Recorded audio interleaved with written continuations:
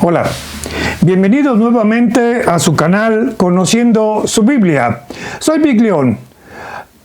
En la clase anterior vimos la doctrina del Espíritu Santo. Ya vimos la doctrina del Padre, ya vimos la doctrina del Hijo y la del Espíritu Santo. Después de estudiar estas tres puntos doctrinales que se encuentran en la Escritura, ahora vamos a hacer un pequeño paréntesis, como lo hemos estado haciendo, y vamos a presentar a ustedes el mensaje de hoy, el mensaje para este domingo. El título de este mensaje son 7 promesas garantizadas. Por supuesto que hay más, pero estas 7 promesas nada más las encontramos en el capítulo 14 de Juan, que vamos a ir estudiando. Antes de continuar con nuestro mensaje de hoy, queremos agradecer su atención y apoyo. Les pedimos, por favor, que nos apoyen nuevamente accionando la campanita, suscribiéndose a este canal para que usted reciba las notificaciones. También nos apoya usted obsequiándonos un like, compartiendo este material con toda confianza. No hay nada que pagar. Esto es, dice la Escritura, de gracia recibiste, da de gracia. Y también agradecer sus comentarios, ya que esto nos ayudan a mejorar. Al final del video usted verá el correo donde nos puede enviar sus comentarios y con gusto le responderemos. Bien. Entramos de lleno a la enseñanza. 7 promesas garantizadas. Cuando compramos un artículo, cualquiera que éste sea, buscamos que tal bien que vamos a adquirir tenga garantía por si algún día sufre algún desperfecto y así poder reclamar al proveedor o al fabricante. Muchas personas dicen prefiero comprar tal o cual artículo de X marca, una determinada marca, porque sé que es bueno y que si por alguna causa me sale mal, puedo exigir la garantía o me lo cambian. Así dicen algunas personas. Otros dicen, prefiero tal artículo específicamente, bueno, porque sé que me va a durar y porque es de garantía. Todos buscamos seguridad, todos buscamos que lo que vamos a poseer o a adquirir nos dure y es válido, pero ¿se ha preguntado qué seguridad como cristiano, qué seguridad tengo como cristiano? ¿Cuáles son las garantías que Jesús y que la Escritura me otorga? Para esto vamos a ver la guía del texto de la cual vamos a estudiar para ir descubriendo cada una de las 7 promesas que este capítulo 14 de Juan nos enseña. Bien, vamos a ver la guía del texto. Dice que nos promete una casa, nos promete reunirnos nuevamente con Él. Ahí tiene usted los textos para que los estudie. Nos promete grandes logros. Nos promete respuesta, nos promete compañía, nos promete paz y nos promete gozo y esperanza. Vamos a ir analizando primeramente el versículo 14:1. Dice, no se turbe vuestro corazón, creen en Dios y creed también en mí. Está hablando aquí, recordemos que a partir del capítulo 13, cuando Jesús se reúne con sus discípulos, cuando Él les lava los pies y les da unas grandes enseñanzas a ellos, también en ese momento Jesús anuncia la traición de Judas, le dice lo que vas a hacer, hazlo ya de una vez. También vemos que en ese convivio, cuando el Señor Jesús está con sus discípulos, Jesús anuncia la negación del apóstol Pedro. Y por supuesto entonces que ellos de alguna manera se turban. Recordemos que este capítulo 14 parece obvio, pero hablando cronológicamente es la continuación del capítulo 13, cuando Jesús les dice todo esto. Y este versículo que emite el Señor Jesucristo, o estas palabras que emite el Señor Jesucristo, es un versículo de seguridad. Le está diciendo, por todo lo que han escuchado, por todo lo que les he dicho, no se turbe su corazón, no se inquiete su corazón. Si creen en Dios, crean también en mí. Les está diciendo el Señor Jesucristo cuando está a punto de ser sacrificado, y existe ese desasosiego, esa confusión, esa incertidumbre en los discípulos, y es por eso que empieza de esta manera, diciéndoles: no se angustien. Estoy citando la Biblia al día. Confíen en Dios, pues también confíen en mí. No dejen que el corazón se les llene de angustia. Confíen en Dios y confíen también en mí, como dice la Nueva Traducción Viviente. Entonces, con base a esas palabras de ánimo y de seguridad, el Señor Jesucristo emite la primera promesa. Nos promete una casa. Dice el versículo 2, dice: en la casa de mi Padre muchas moradas hay. Si así no fuera, yo los hubiera dicho. Voy pues a preparar lugar para ustedes, es decir, para vosotros, como dice el texto. Entonces, vemos primeramente en este versículo, dice: en la casa de mi Padre muchas habitaciones o muchas moradas hay. Al decir mi Padre, el Señor Jesús, al decir mi Padre, Jesús confirma a los discípulos que entre el Hijo, Jesucristo, y el Padre hay una relación estrecha, ¿sí? Aclarando con ello su deidad, o más bien dejando aún más sentada su deidad. Este mundo sabemos que fue hecho por Dios, pero desgraciadamente no es la casa de Dios. Es algo que dice que el Satanás es el príncipe de este mundo, pero en este caso su casa es el cielo, un lugar santo donde no puede habitar cosa inmunda, pero tampoco Dios puede habitar en este lugar inmundo llamado mundo. La casa de Dios, dice, es una realidad. Por supuesto, como le dije, el mundo fue hecho por Dios, pero no es su casa es el cielo. Dios no puede habitar en este lugar contaminado. Un Dios santo no puede habitar en un lugar como este. Por eso les dice que voy a preparar lugar donde habita mi Padre. Y hay muchas moradas. Y aquí viene lo interesante.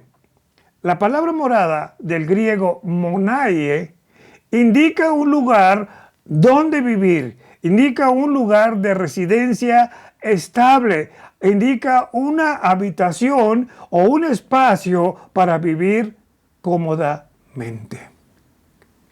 Qué bonita promesa. Y así como en esta tierra buscamos y a veces hasta nos afanamos en asegurar un patrimonio, por ejemplo, conseguir una casa, Dios en su infinita misericordia nos tiene ya un lugar. Con esas palabras, Jesús nos está confirmando que Dios tiene un lugar para cada uno de nosotros o cada una de las personas que han considerado a Jesucristo o han hecho su decisión por Jesucristo. Jesús nos está confirmando que Dios tiene un lugar para usted. Por eso dice, muchas moradas, muchos lugares.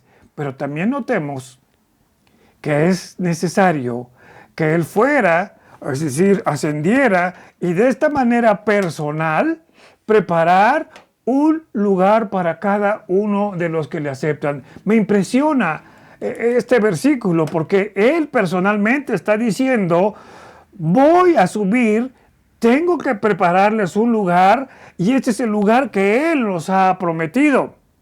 Y aquí ocurre a su imaginación. ¿Cómo se imagina el lugar que Dios le tiene preparado para usted?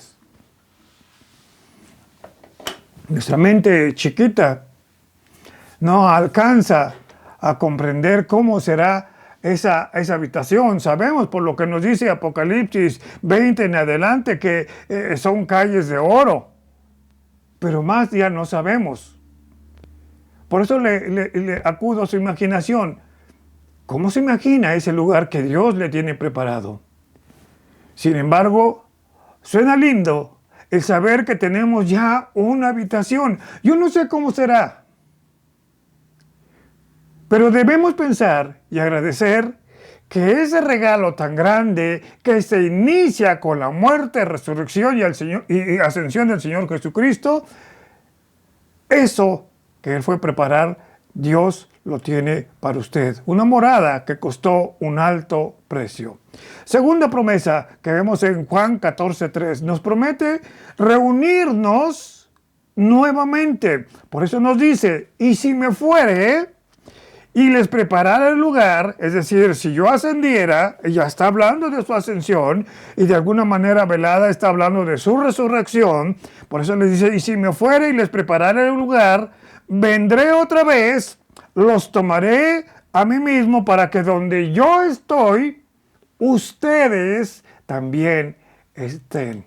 Vemos que en el versículo anterior, que es el versículo 2, les dice en la casa de mi Padre, ¿sí? Jesús habla entonces de la necesidad de ascender, de subir al cielo, pero para esto nos deja la promesa que vendrá prontamente o nuevamente por los suyos. Y esto lo deja de una manera clara. Esto es una profecía donde Él está prediciendo su retorno. Ahora, este versículo debemos tomarlo en dos aplicaciones.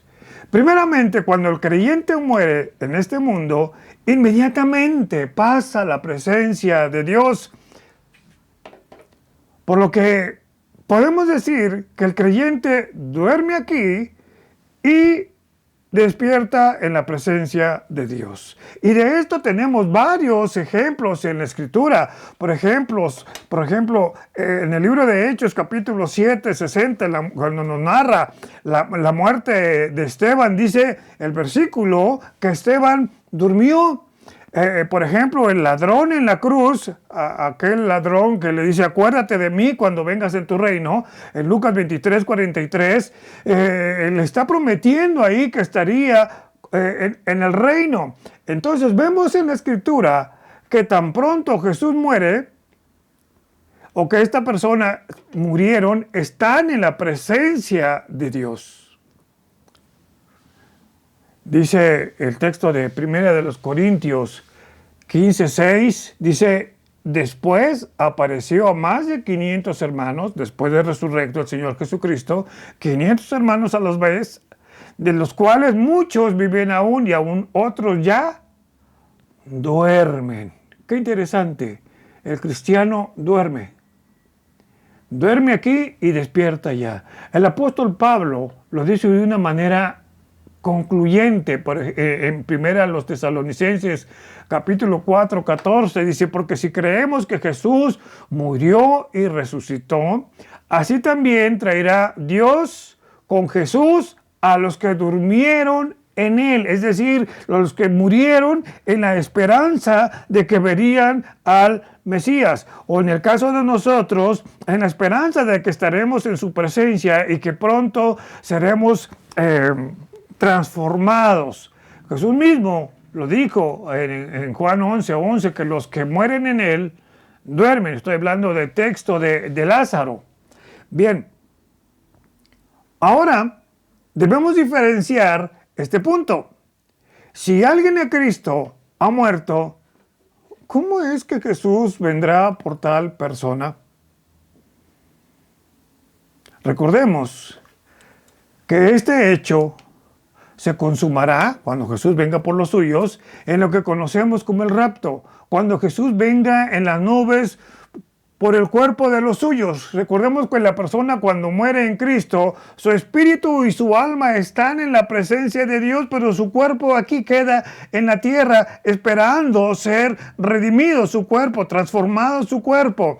Y 1 Tesalonicenses 4, 13 al 17 nos habla de ese momento glorioso cuando todos los muertos en Cristo bajarán con el Señor y nosotros le recibiremos. Nuestro cuerpo se juntará con nuestro espíritu y con nuestra alma, pero es un cuerpo renovado. Primera de los Corintios 15, 51 y 52 también nos lo cita. ¿Qué me dice o qué me enseña todo esto? que de alguna manera tendremos dos reuniones con Cristo. Una en alma y espíritu cuando morimos y estaremos en su presencia. Y la segunda con un cuerpo ahora glorificado cuando sea el rapto. Esto es algo que personalmente no logro comprender. Mi mente no da para más en este caso. Sin embargo, sé que es una gran promesa, una promesa garantizada. Por favor, mi estimado oyente, tome conciencia de lo que encierra este versículo 3, que dice, y si me fuera y les prepararé el lugar, vendré otra vez y los tomaré a mí mismo, es decir, como ustedes algo de mí, que son parte de mí, para que donde yo estoy, ustedes también estén. Esta es una promesa garantizada.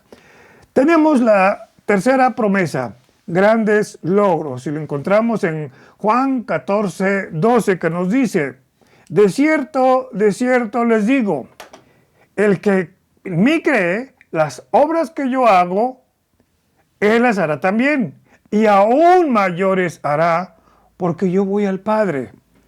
Es un texto bastante precioso, que vemos que de este versículo podemos aprender dos cosas. Nos enseña que Jesús no solo hizo grandes obras, sino que también nos da el poder para que obremos no solo las obras que Él hizo, sino aún mayores. ¿Y cómo son estas obras? Son obras llenas de amor. Es proclamar su palabra, es enseñar su alma, es ver a personas pecadoras arrepentidas y cambiando su vida, es ver matrimonios restaurados, es ver personas que se han hundido en la drogadicción, en las adicciones y ahora han sido restauradas. Son personas por las cuales hemos orado, que hemos testificado y que hemos ayudado incluso a algunas personas en sus necesidades y los hemos visto surgir como nuevas personas. Obras que el genuino creyente hará trabajando o debe de hacerlo duramente por el mismo propósito de Jesucristo. ¿Cuál? Conducir a los hombres a creer en Él, es decir, a creer en Jesucristo, para que éstos sean salvos y liberados de la muerte eterna. ¿Qué mayor obra grande puede usted hacer? Liberar a alguna persona por medio de la palabra para que no sea presa de Satanás. Ahora, vea de dónde proviene lo de las obras. Dice Efesios 2:10, porque somos hechura suya, es decir, hechos en Cristo, creados en Cristo, para buenas obras, las cuales Dios preparó de antemano para que anduviésemos en ellas, porque somos hechura suya, creados en Cristo Jesús. ¿Se da usted cuenta lo que somos? Algunos dicen que la palabra es poema. Es un trabajo bien hecho, un trabajo bien detallado. Somos una perfección creados en Cristo Jesús. Antes, aquí viene lo interesante, antes nuestras obras no tenían ningún valor. Eran, como dice Isaías 64:6, eran como trapos de inmundicia, eran trapos sucios, trapos malolientes. Ahora, estas obras son necesarias y cuentan, no para nuestra salvación, porque entonces la salvación sería por obras, sino por la salvación. Por eso 2 Corintios 5:10 nos dice, porque es necesario que todos nosotros, es decir, los creyentes, comparezcamos ante el tribunal de Cristo para que cada uno reciba según lo que haya hecho mientras estaba en el cuerpo, sea bueno o sea malo.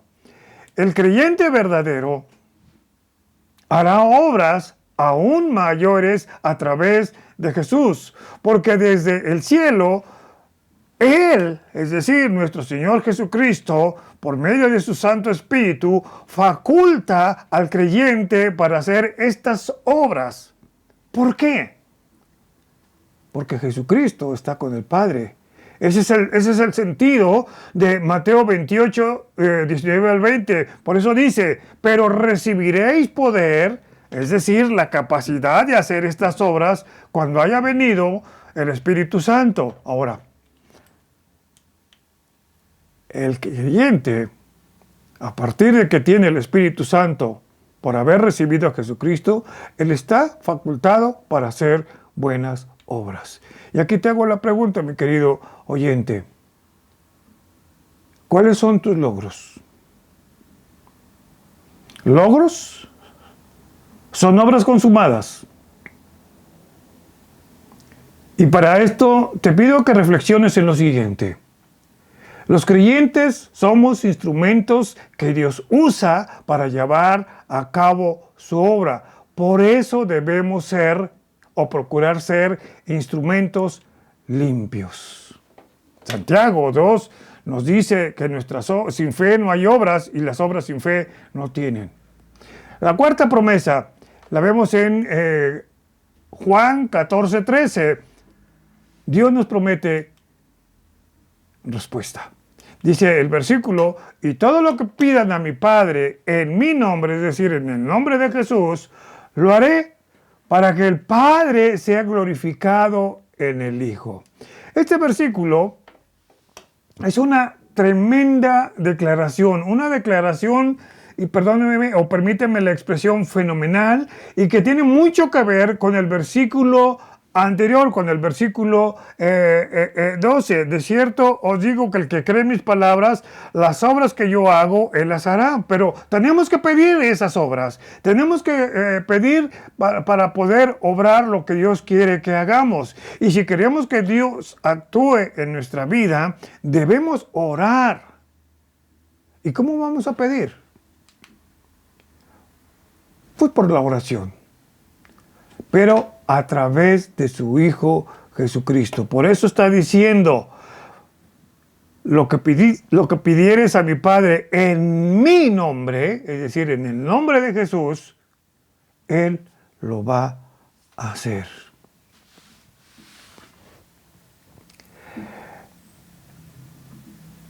Tendremos una respuesta. Por supuesto que tendremos una respuesta. Tal vez sea un sí, tal vez sea un no. Pero a final de cuentas, si es un no, también es una respuesta. Lo que sí debemos estar seguros es que Dios oirá nuestras oraciones. Y hay 3 razones para creer en ello. Que las únicas oraciones escuchadas y respondidas son las oraciones hechas en el nombre de Jesús, hechas por los hijos de Dios, por los hijos adoptados de Dios, es decir, el cristiano que ora en el nombre de Jesús, solo porque Jesús es aceptable ante Dios, porque es el único nombre sobre todo nombre, porque es el único mediador. Por eso, orar en el nombre de Jesús significa que el creyente pide solo aquellas cosas que honran el nombre de Dios, que alaban su nombre, que glorifican su nombre, que exaltan su nombre. Significa que el cristiano no pedirá nada que desdeñe o rebaje o que manche el nombre del Padre y del Hijo. La otra oración son las oraciones de sus hijos, que hacen sus hijos, que hacen los creyentes, generalmente tienen respuesta. Cuando su atención está puesta tanto en el Padre como en el Hijo. Y la tercera razón es cuando dichas oraciones están hechas correctamente. Orar al Padre por intermediación del Hijo, con la guía del Espíritu Santo. Cuando la lealtad también y sumisión tanto al Padre como al Hijo son más profundas y maduras. Cuando todo esto suceda, cuando todo esto lo hacemos conforme a la palabra de Dios, Él hará. Y este versículo se amplía si vemos el Salmo 37:4, que nos dice: deleítate asimismo en Jehová y Él te concederá las peticiones de tu corazón. Luego el 37:5 dice: encomienda a Jehová tu camino, confía en Él y Él hará. Aquí vemos que Jesús pone en relieve la relación existente entre las obras y las oraciones. Y aquí le hago nuevamente una pregunta. ¿Se ha preguntado usted por qué no hay victoria en tu vida?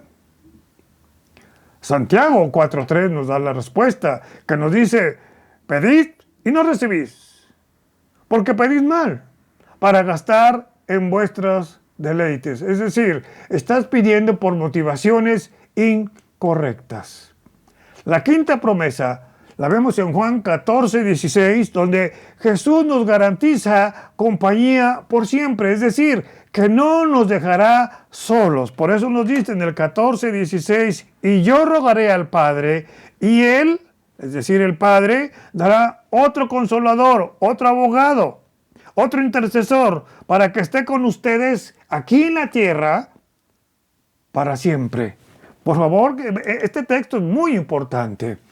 Vemos que en el versículo 13 dice que todo lo que pidan en mi nombre lo haré para que el Padre sea glorificado. Y dice el 14: si algo pides en mi nombre, lo haré. Pero en el versículo: y si me amáis, guarden mis mandamientos. Realmente si me amas, dice el versículo, y yo rogaré al Padre que les dé otro ayudador. Todo lo que pidieres, aquí está lo interesante, el versículo 13, todo lo que pidieres, la palabra pedir del griego aiteo, es un verbo que habla de implorar, gemir, rogar, pero en este versículo dice también: yo rogaré. En el versículo 13 nos dice: pidan en mi nombre. Y aquí en este versículo 14 nos dice: yo rogaré al Padre. Y aquí la palabra correcta es erotao, que indica pedir con base a una igualdad que existe entre el Padre y el Hijo. Por lo tanto, Jesús pide al Padre por esa igualdad que existe entre ambos. Y es interesante que este verbo se usa únicamente aquí, erotao, y no vuelve a aparecer en toda la Biblia. ¿Cuál es la diferencia entre estos dos verbos, el aiteo y erotao? Nos enseñan que nosotros, los humanos, los que creemos en Cristo, estamos para rogar. No estamos en otra posición. Estamos para rogar, estamos para implorar, estamos para suplicar, no para pedir o exigir, no para declarar, y escuche esto, no para declarar, no para decretar, no para pactar. La palabra aiteo, repito, es un verbo que habla de rogar, de gemir, de implorar, no de exigir. Y ahora, ¿qué es lo que ruega Jesucristo para nosotros? No dejarnos solos. Que otra persona, en lo que Él va a la presencia del Padre, tome su lugar aquí en la tierra. Otra persona con las mismas características de Él, es decir, santo, omnipotente, inmutable, omnisciente, todos los atributos divinos. Otra persona que supla nuestras necesidades espirituales. Y esta situación me lleva a pensar en lo siguiente. Tenemos a nuestra disposición a dos representantes delante de Dios. Esto a mí me emociona y, si permítame la expresión, revienta mis fusibles de lo que hace Dios por nosotros. Dos representantes. Primeramente, a Jesucristo a la diestra del Padre para defendernos contra el acusador de los hermanos, es decir, Satanás. Recuerde usted Apocalipsis 12:10, que habla precisamente de que nos acusa constantemente. Sí, mira lo que hizo tu hijo. Ya me lo imagino ahí, ¿no? Diciéndole al Padre. Pero Jesucristo diciendo, ya pagué por él. Y la otra persona que está a favor nuestro es el Espíritu Santo para guiarnos, para prevenirnos de todo mal que nos asedie, como dice Primera de Juan 3:24. Si quiere, ahorita lo leemos rápido.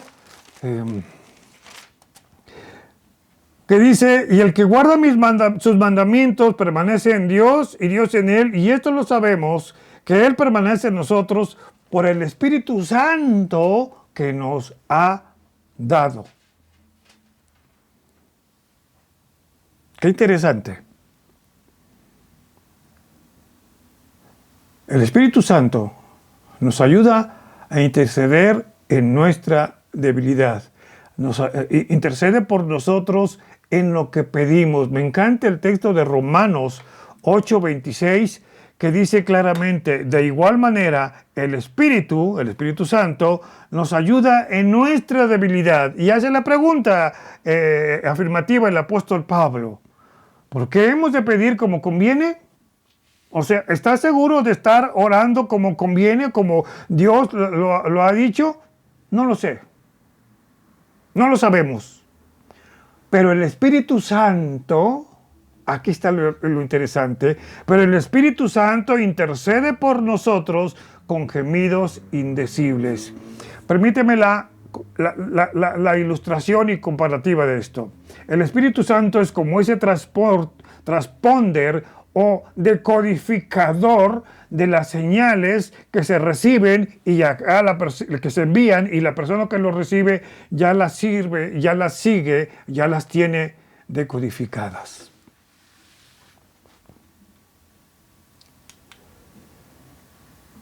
Esto lo podemos comprobar de la siguiente forma. Cuando Cristo estaba en la tierra, Él hablaba e intercedía ante el Padre de manera presencial aquí en esta tierra a favor de sus discípulos, de los nuevos creyentes. Pero al ascender, nos deja a alguien que toma su lugar, es decir, el verdadero vicario de Cristo. Ahora veamos el sentido de este versículo que dice, yo rogaré al Padre, es decir, porque estamos en el mismo nivel, le voy a pedir al Padre y Él les dará otro abogado.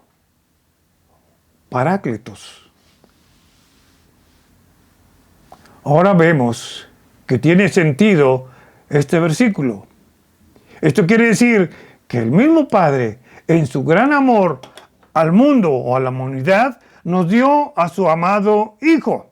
Ahora, su Hijo, en ese gran amor que nos tiene, pide al Padre para que nos dé otro consolador, del griego paráclitos. Y esto quiere decir alguien que camine a nuestro lado, alguien que está para ayudarnos, alguien que está para guiarnos, alguien que está para consolarnos en esos momentos de dificultad o de tentación. Es el que intercede por nosotros con gemidos indecibles, como dice Romanos 8:26. Por eso el Espíritu Santo mora por siempre en el creyente.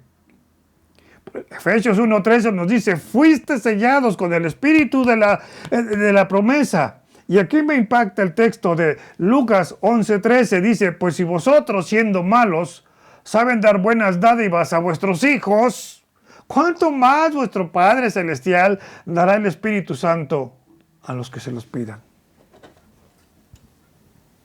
¿Te das cuenta lo que tenemos a nuestra disposición? Sexta promesa, en Juan 14:27, nos promete un legado, nos promete una herencia de paz. Y esto Él lo dice, la paz les dejo, mi paz les doy, no les doy como el mundo la da. No se turbe vuestro corazón o su corazón, ni tenga miedo. Vamos a ver lo que es la palabra paz. Paz, según la Escritura, no quiere decir falta de problemas, sino todo lo que contribuye al bienestar a pesar de los problemas. Y eso quiere decir la palabra shalom, del verbo shalom en hebreo, que indica estar entero, que indica estar completo, que indica estar seguro, aún en medio de las dificultades. Y para que usted me entienda esto, le hago la pregunta: ¿cómo es la paz que el mundo ofrece? Muchas veces es una paz negociada. Usted lo ha visto en estas batallas que han existido en nuestro mundo, donde el vencedor literalmente exige la paz o le impone la paz al vencido. Una paz negociada.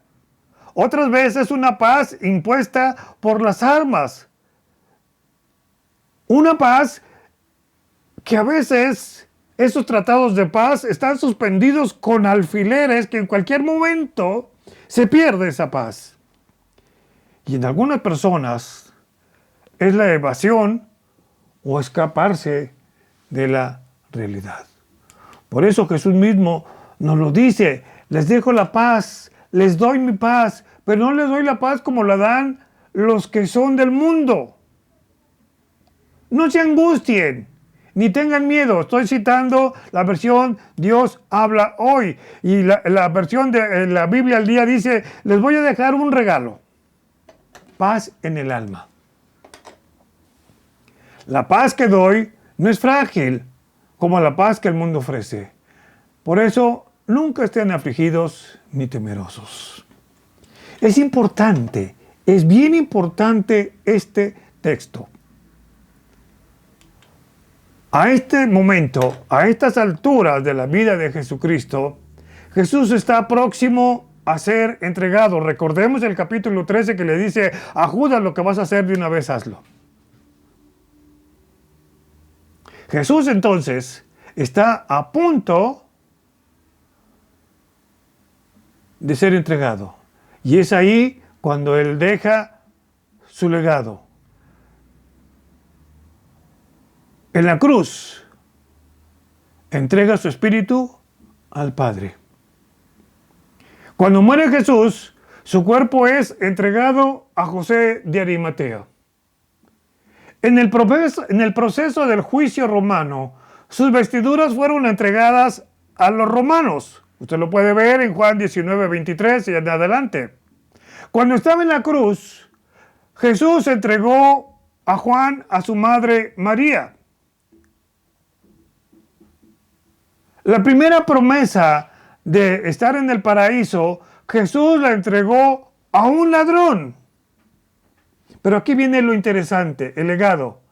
Pero a sus discípulos les entregó la paz. ¿Se da cuenta del legado que nuestro Señor Jesucristo nos ha dejado? No es una paz como la del mundo, una paz vacía, una paz con deseos vacíos o vanos, o con elogios incluso, o con halagos que buscan o tienen un propósito mezquino. Por eso dice, primeramente a sus discípulos: no se turben, no se angustien, no angustien su corazón, ni tengan miedo, porque la paz que Él ofrece no es como la paz que en aquel tiempo era negociada de Roma con el judío. Tampoco es esa paz que el pueblo romano o que el ejército romano bota sobre la cabeza del judío y amenazado. No es la paz que vemos en los noticieros o en los países que llegan a un acuerdo después de una gran guerra. Tampoco tenemos con Él esa paz temporal. Por eso dice Romanos 5:1, justificados pues por la fe, es decir, por haber depositado nuestra confianza en el Señor Jesucristo, tenemos paz para con Dios. Y escuche esto: por medio de nuestro Señor Jesucristo. Podemos decir entonces que paz es ausencia de inquietud espiritual, de inseguridad, de dónde pasaremos la eternidad. Seguridad de la presencia amorosa de Dios bajo toda circunstancia, resultante en esta paz del ejercicio de la fe en Dios y en su amado Hijo, paz de la contemplación de su misericordia aplicada en nosotros y de sus promesas. Esta paz debe ser completa y se divide en tres. La paz con Dios, es decir, una vez justificados, hemos establecido ya la paz con Dios. Por eso repito el texto de Romanos 5:1, justificados pues por la fe, tenemos paz para con Dios por medio de Jesucristo. Ya no hay esa enemistad. Luego tenemos la paz de Dios, Dios como fuente de paz, nos dice Filipenses 4:7, y la paz de Dios sobrepasa todo entendimiento. Esa paz de Dios guardará sus corazones y sus pensamientos en Cristo Jesús. Y aquí quiero hacer un ejemplo. Tal vez usted, mi estimado creyente en Jesucristo, ha vivido momentos de dificultad y usted ha salido a pesar de esas crisis, a pesar incluso de esos hechos traumáticos, usted ha sido exaltado. Y la gente se pregunta, ¿cómo es que usted está pasando por tal o cual circunstancia y lo veo entero? Esa es la paz que sobrepasa todo entendimiento. Y por último, tenemos la paz en Dios, que viene de la llenura del Espíritu Santo. El mismo Dios de paz os dé paz en toda manera. El Señor sea con ustedes. Mi estimado amigo y hermano, te pregunto, ¿tienes esa paz? La séptima promesa nos promete gozo y esperanza. Habéis oído que yo les he dicho, voy y vengo a vosotros. Si me aman, se hubieran regocijado, porque he dicho que voy al Padre y porque el Padre es mayor que yo. Es un texto difícil de entender, pero gracias a Dios que su Santo Espíritu nos guía a entenderlo. En este versículo vemos que Jesús una vez más indica que Él tiene que partir, y tan solo en este capítulo lo dijo varias veces, lo dijo en el versículo 2, versículo 3, 18 al 21, en el 23. Sin embargo, los discípulos no habían progresado en su entendimiento de la misión de el Salvador, de Jesucristo. Y de haber sido así, si lo hubieran entendido, estarían gozosos con lo que implica su partida. Pero gracias a Dios que una vez escrita toda la palabra de Dios, ahora nosotros tenemos ese privilegio que gracias al Espíritu Santo podemos entender y comprender que en este versículo vemos encapsuladas dos enseñanzas proféticas. Dice, voy al Padre. Jesucristo tenía que ir al Padre por medio de la muerte y su resurrección. No era posible de otra manera. Él tenía que morir. Pero después nos dice, vengo a vosotros. Después de que subo, después de que asciendo, ahora regreso a vosotros. Lo que indica que después de su resurrección, después de haber estado un tiempo en la presencia de Dios, a la diestra del Padre, ahora Él regresa por nosotros, para que donde Él está, nosotros también estemos. Y esta porción se confirma con 1 Corintios 15, 3 y 4. Dice, porque primeramente les he enseñado lo que asimismo recibí, está hablando el apóstol Pedro, que Cristo murió por nuestros pecados conforme a las Escrituras, y que fue sepultado y que resucitó al tercer día conforme a las Escrituras. Claro, en aquel entonces no se había escrito esta porción. Ellos no conocían esta parte del libro de Corintios. Sin embargo, conocían las profecías, por tanto, sus discípulos deberían de tener ese regocijo. Y podemos parafrasear, sin ser irrespetuosos, podemos parafrasear este versículo. Como Mesías les está diciendo, voy a recibir un reino, poder y gloria para toda la eternidad. Por tanto, como mis amigos, deberían de gozarse por mi partida, aunque esta separación les cause tristeza, pero no los voy a dejar huérfanos. Les enviaré al Espíritu Santo, que los llenará con la plenitud de Dios. Esta será para provecho de ustedes, por tanto, deberían de estar gozosos en esa promesa. Estoy parafraseando varios versículos. ¿Qué quiere decir todo esto? Que su partida debería fortalecer la fe de estos discípulos, robustecer su gozo, acrecentar su esperanza.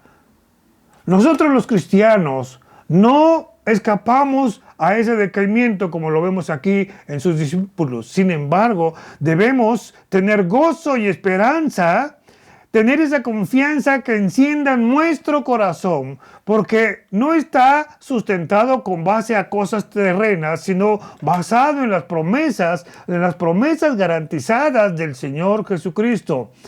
Un gozo que no depende de las circunstancias, sino de un gozo implantado en el corazón del creyente, el cual supera todo, incluso los momentos más atribulados de nuestra vida. Un gozo que surge de una fe en la obra de Jesucristo, un gozo basado en la recompensa futura.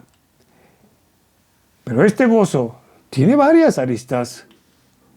Un gozo por el compañerismo con el Padre y el Hijo por medio de su Santo Espíritu. Un gozo por la victoria que tenemos ya sobre el pecado, ya que el infierno no está pensando ya en nosotros, porque hemos sido rescatados.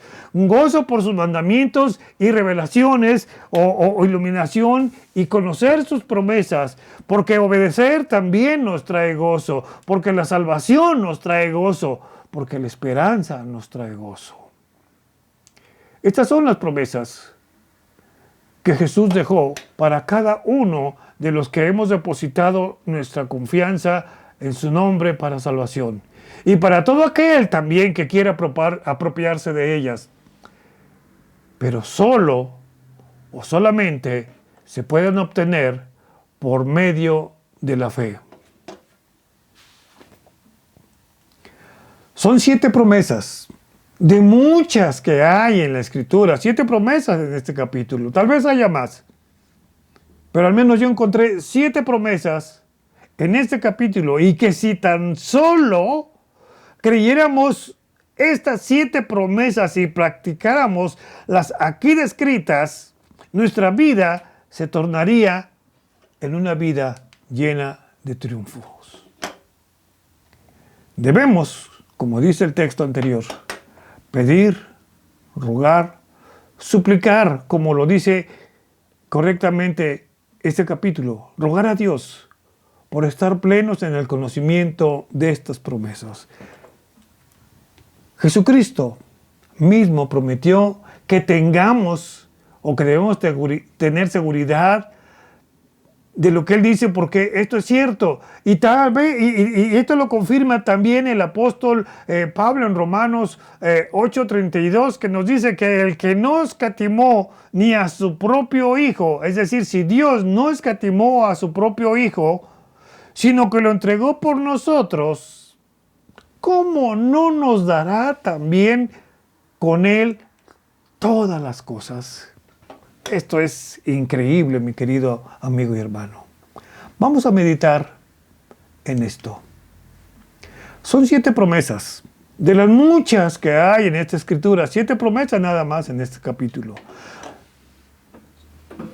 Nos promete una casa, un hogar en el cielo. Y aquí te pregunto, ¿lo crees? Nos promete reunirnos con Él cuando Él regrese por nosotros.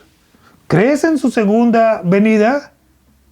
Nos promete que haremos grandes cosas en su nombre. Y aquí te pregunto, y como confrontación, ¿cuáles cosas has hecho en su nombre? Nos promete una respuesta. Cuando Dios dice sí, nos alegramos, qué bueno, pero ¿qué tal cuando nos dice no? ¿Lo aceptamos? ¿Nos gozamos en esa respuesta negativa? La mejor compañía que nos dejó Jesucristo es el Espíritu Santo. Pero Efesios 4:30 nos dice, no contristes, es decir, no entristezcas al Espíritu Santo. ¿Cómo lo hemos entristecido? ¿Has experimentado la paz de Dios? ¿Has experimentado incluso su perdón? ¿Qué tanto crees en sus promesas? ¿Qué tanto crees en su regreso? ¿Esto es tu esperanza?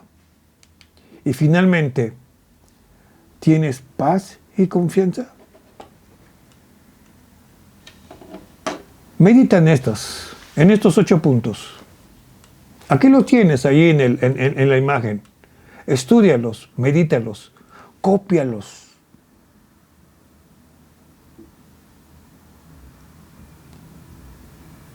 Y ponte a cuentas con Dios.